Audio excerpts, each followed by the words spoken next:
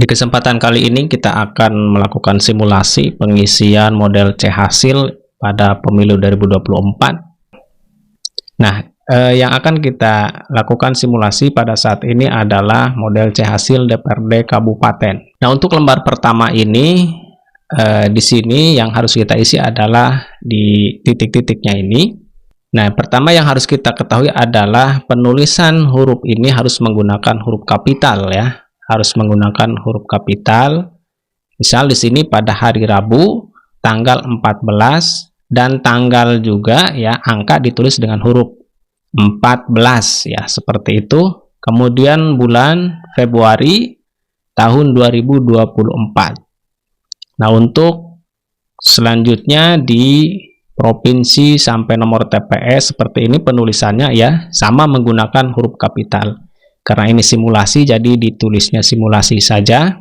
Kemudian untuk waktu pemungutan suara dimulai pukul 07.00 sampai dengan 13.00. Nah, ini 07.00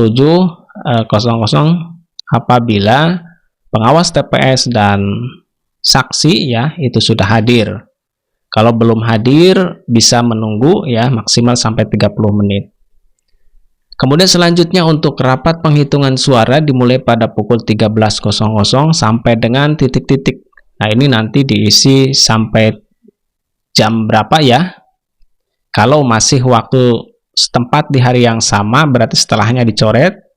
Kalau berganti hari ya berarti yang dicoret adalah waktu setempat di hari yang sama dicoret dan setelahnya ya. Karena sudah berganti hari. Nah, ini simulasi dalam pengisiannya. Pertama yang harus kita isi adalah data pemilih dan pengguna hak pilih.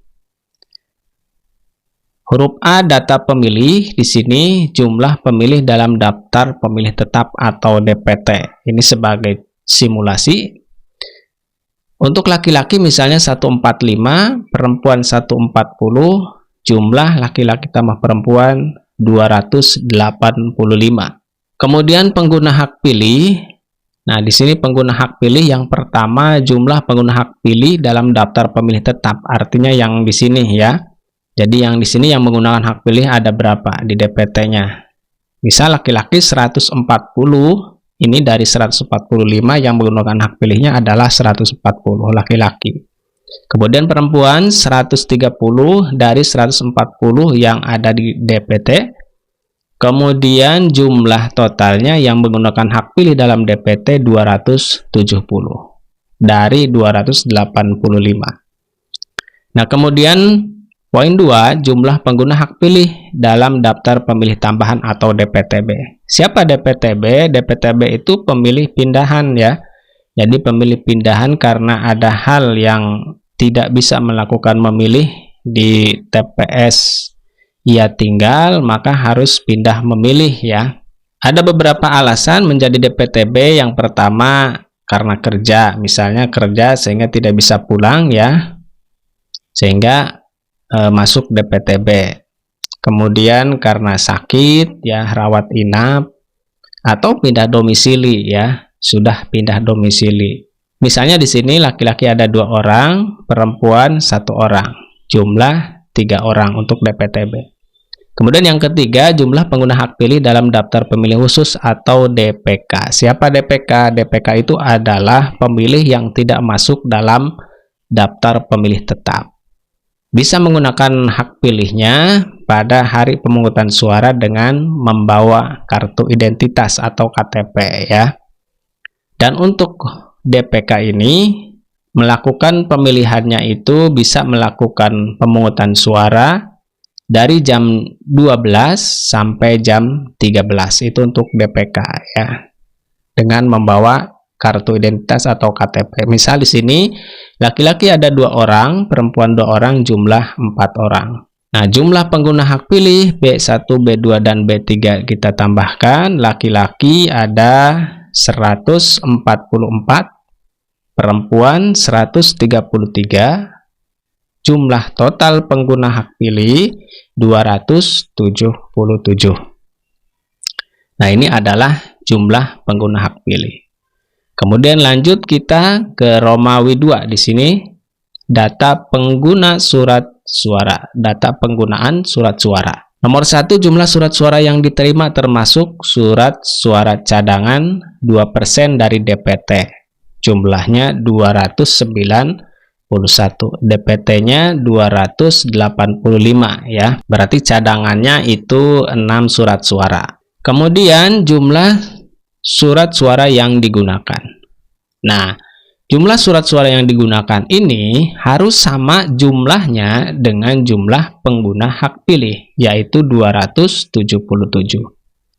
Jadi, poin nomor 2 ini harus sama dengan pengguna hak pilih yang ini, 277. Jadi, jumlah surat suara yang digunakan adalah 277. Selanjutnya, jumlah surat suara yang dikembalikan. Misalnya ada surat suara yang dikembalikan karena rusak atau keliru coblos ya. Dengan diberi kesempatan 1 kali, pemilih bisa mengganti surat suara. Misal di sini ada 2 ya, surat suara yang dikembalikan karena rusak. Kemudian yang keempat, jumlah surat suara yang tidak digunakan atau tidak terpakai, termasuk sisa surat suara cadangan, yaitu 12. Nah, ini data penggunaan surat suara. Kemudian di Romawi 3, data pemilih disabilitas. Nah, misalnya jumlah laki-laki 2, perempuan 1, totalnya ada 3 pemilih disabilitas.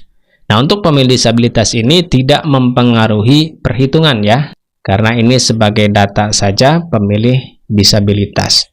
Oke, lanjut kita ke lembar berikutnya ya. Namun di sini di bawah nih ada nama dan tanda tangan KPPS ya. Di sini kasih nama ada 7 orang, kemudian tanda tangan di bawahnya juga ada nama dan tanda tangan para saksi ya yang hadir tentunya. Di lembar kedua di sini, nah ini cara pengisian lembar kedua yang harus kita ketahui. Nah, misal di sini untuk identitasnya ya. Sama, silahkan menggunakan huruf kapital di isinya. Data rincian perolehan suara partai politik dan suara calon. Misal Partai Semangka ya. Di sini untuk pengisian ini menggunakan telepoint ya. Jadi seperti ini 1 2 3 4 garis ya. Mau ke kanan mau ke kiri garisnya bebas ya. Untuk memudahkan kita, jadi 1 kolom ini 5 ya. 1 misalnya di sini, 2 3 berarti ada 15. Kita tuliskan di sini 15. Dan untuk kolom yang kosong kita buat garis seperti ini, seperti huruf Z ya. Seperti huruf Z. Yang ini juga ya, seperti huruf Z di sini. Dan jumlah suara sah untuk pengisian di sini ada titik-titik kecil ya yang harus kita ikuti cara pengisiannya. Kita harus mengikuti garis titik-titik ini ya, karena ini nanti oleh aplikasi Sirekap ya akan terbaca kalau kita mengikuti titik-titik ini. Jadi nanti aplikasi Sirekap itu akan mendeteksi nih ya angka yang di sini. Makanya kita harus berhati-hati dalam mengisi di sini ya. Kita penulisannya ikuti garis-garis kecil yang ada di sini ya. Misal di sini 15 ya. Dan di sini di bawahnya tulis huruf 15 menggunakan huruf kapital ya. Yang tidak terisi kita dicakra saja atau X ya sini. Nah, ini pengisian di lembar terakhir ya, di model C hasil DPRD Kabupaten Kota. Nah, untuk identitas sama ya menggunakan huruf kapital. Nah, kemudian di Romawi 5 di sini data suara sah dan suara tidak sah. Di huruf A jumlah seluruh suara sah. Sini misalnya ya dari lembar kedua sampai sebelum terakhir di total baik suara partai maupun suara calon totalnya adalah 272. Kita tulis di sini hurufnya 272.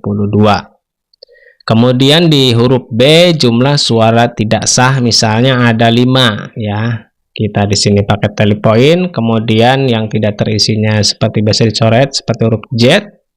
Di sini di jumlah tiap baris karena ada 5 tulis 5 ya. Di sini juga jumlah suara tidak sah, di sini yang tidak terisi dikasih X ya. Kemudian di sini tulis 5, di sini huruf 5. Dan huruf C-nya jumlah seluruh suara sah dan suara tidak sah yaitu 277. Sini tulis hurufnya 277.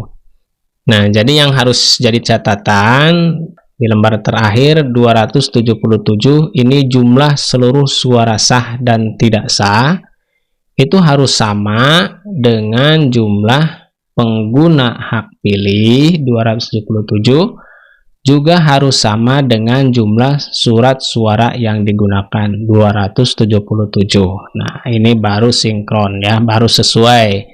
Jadi kalau dari yang 3 poin ini tidak sesuai ya, itu berarti ada yang salah ya, yang harus diperbaiki.